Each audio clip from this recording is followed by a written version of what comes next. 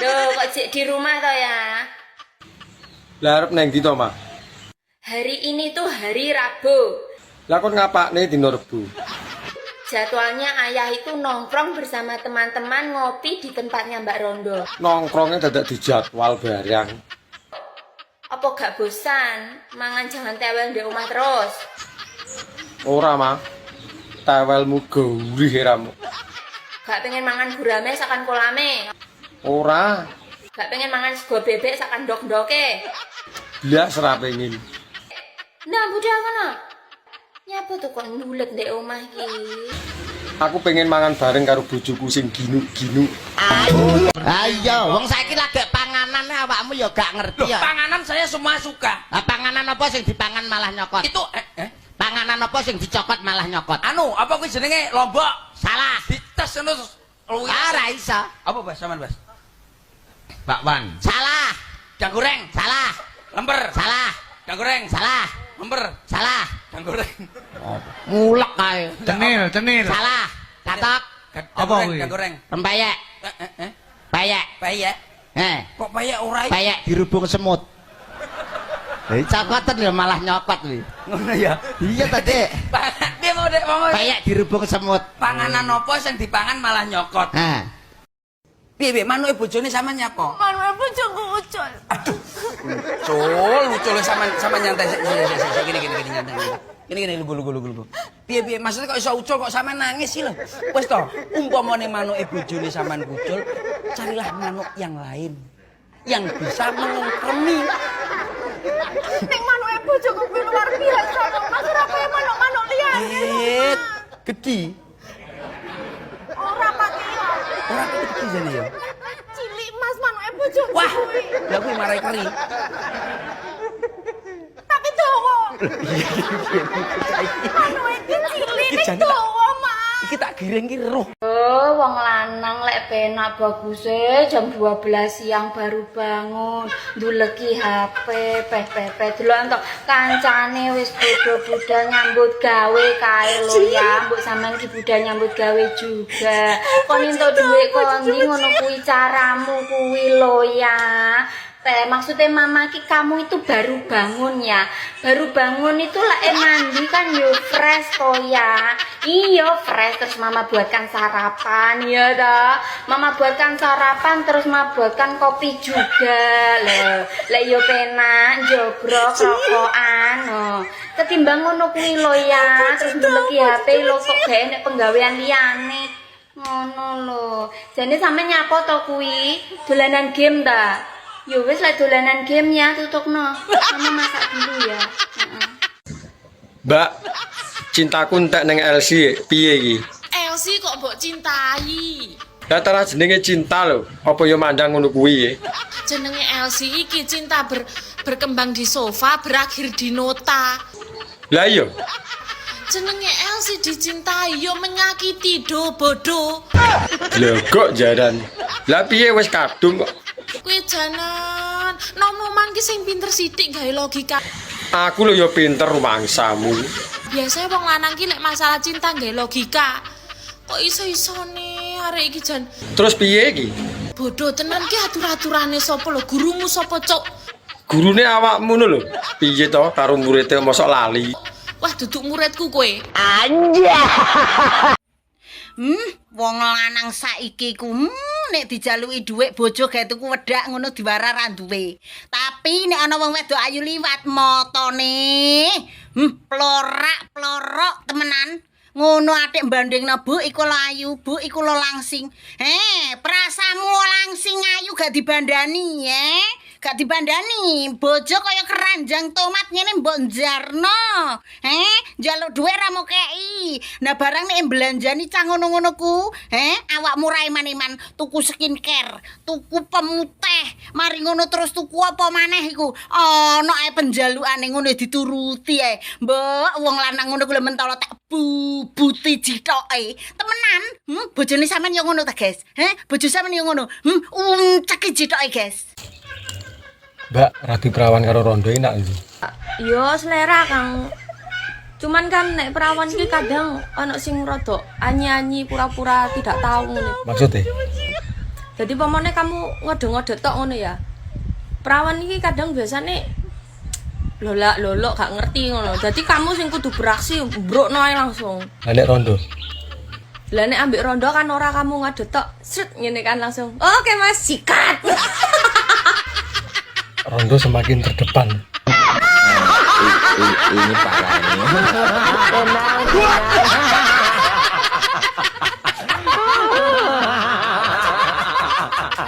Ora usah gampang percaya kenalan di medsos yang ngaku-ngaku katanya orang kaya, jadi kontraktor, pemborong, kaya raya, bar saiki ngapeli nganggo mobil Treo, sesuk pelos mari ngono pajero. Ingatlah itu semua mobil sewaan, mana ada seorang pengusaha duduk semalam-malam lab sama kita-kita, nggak ada. Seorang pengusaha kontraktor itu nggak ada waktu untuk kayak gitu-gitu. Rasa gampang percaya. Bohong semuanya, mobil sewaan. Jengene wong pengusaha sugih tenane ra ngarah ndobol takane, ndobol jaran ngerti. Ning gone lep-lepe wong, aku duwe truk, aku duwe pajero, mana ada wong sugih kuwar-kuwar ngono kuwi. Rasa percaya ngono-ngono kuwi. Kok nek wis kenal wong wedok ngene, proyekku lho ora kebayar ngene-ngene, mbok tanggung bayari tukang opo. Akhire kowe apa? Mesakno mbok silei dhuwit mbok jupukno depositomu. Mari ngono neh, pemboronge anu bose mlunga ngene-ngene bodhone. Akhire apa? Kowe gadekno omah. Wis ora usah percaya ngono-ngono ku. Pemboronge ra ngarah kumpul sama kita. Tuku anggur neng Kalimantan daripada manukmu nganggur kene tak nggo dolanan. Mangan donat dicampuri ketan. Sunat larang-larang kok trimo mbok nggo dolanan. Ora delok jaran.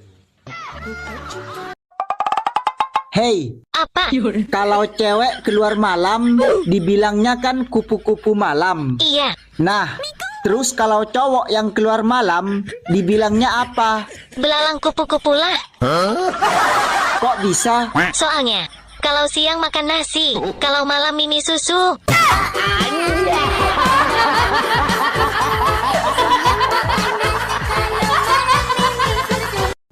Hai tante. Tante lagi apa? Kok diam aja sih dipanggil? Sekali lagi kau bilang aku tante, aku tampar kau. Mbak, info nih. Sapa ngerti aku jodoh karo sampean? Sik, tak teko sik nontonnya sama apa? Kok saya takon weton bareng to, Mbak? Aku golek sing Senin Legi karo Senin Paing. Wah, cocok iku. Aku Senin Paing, Mbak. Emang kena apa to? Soalnya gue tumbal ijan, coba ngono sugiye. Aku gawe tumbal. Ora sida wis. Halo Kang. Halo Mi. Ana apa sih telepon bae? Anak apa? Bojone teleponnya takon kabare, apa lagi kangen. Mau ngomongan apa telepon baik. Nyong lagi sibuk ye. Sibuk terus. Kapan gue bojone? Ya mau kok nyong balik kampung. Generika mencintai nyong apa ora sih Kang? Ya mencintai lah. Ini mencintai nang apa nyong kawet biyen ditinggali kerja jatuh terus. Kan tugas ngerti nafkah Mi. Kawet ngembem bojo kan yang ditinggal meratu terus. Kok ini priwe ditinggal terus. Ini langsa Kang. Langsung ke priwe. Pemaning siki musim udan. Apa hubungannya karo musim udan? Ya bisa kan musim udan kan kabeh sarwa teles. Nyontok sing garing dewek kan. Emang anu garing udah dapat kena. Jenenge garing ya butuh ditelesi. Ya mengkong dari nyong balik lah. Enggak Rika udah 3 bulan pisan. Sabar. Aku pengennya sebulan pisan Rika balik. Ya wis esok nyong balik. Assalamualaikum. Waalaikumsalam. Dek, bahasa Jawa ini tidak ketahuan iki apa rakotangan? Rakotangan, nek rakotangan yo lembre no Mas. Iya apik no. Gandul-gandul kayak lato-lato. Kan iki sinau bahasa Jawa mbek sapa? Sing ngajari cah kono kae lho sing ngajari. Dudu rakotangan Lah artinya apa aslinya? tapi ra konangan. Oh alah aku ora ngerti, aku ya mung manut-manut ae. Kue wis pirang tahun kue ngerondo tur. Mbok aja nyelok tur ngapa lo, Met? Nyelok ririn ngono. Lah jenengmu kan Turina. Kok kon jeluk ririn? Yo kan yang rin-rine lo, masa delok tur. Ora kepenak ilat ku nyeluk rin-rin. Wis enak tur ae lah. Karena ulah, Met, ngapain pula ketengon-tekon aku wis rondo pirang tahun kayak arek ngempani ae. Lah kan aku gur takon wae sur. Wis pirang tahun rupane sur? Wis 12 tahun, apa rupane? Beh, 12 tahun. Wis kesuwen tenan iku tur. Nak sekolah SD wis rong kali tamat rondomu iku tur. Apa arek kawin meneh iku tur? Wegah, Met, enak rondo daripada ngurusi lanangan kayak kue iki. Tapi kan sayang sing gembletak iku tur. 12 tahun gur digawe rono rene tok. Nek ditinggal ya dikerubungi semut lah, Met. Kok eneng ae kowe? Neng Purwokerto tuku ketan wedokan saiki ra kenek nggo tenanan. Iwak asu iwak bekecot kowe pancen ayu tapi wis ra nyokot. Oh, Lah nyapa? bully aku neh kowe. Wis seneng aku lho kowe, tenan nek mbok terus-terusno. Ya ora mungkin. Tak bales ah. Tak tunggu balesanmu. Ora trimo. Lah terus arepnya apa? Tak bales. Iya ndang. Omahe alik sandinge Mbak Maya. Barangmu cilik kakean gaya. Tanggane Bu Lilik bocahe mbeling senajan cilik wetengmu iso blending. Mangan bandeng ditetel-tetel rupamu rang ganteng tambah koyo gatel. Rupane rang ganteng malah koyo gatel. Lho kok jaran. Kapok. Salahnya bully wong wedok. Anja.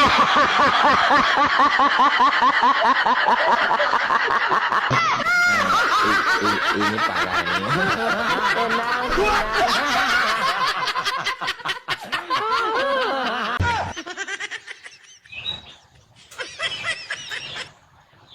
Aku ki dicintai dengan hebat. Tapi ya kuwi renek rasane. Lah piye wong ora gelem ditumpaki. Lah ngene iki lho.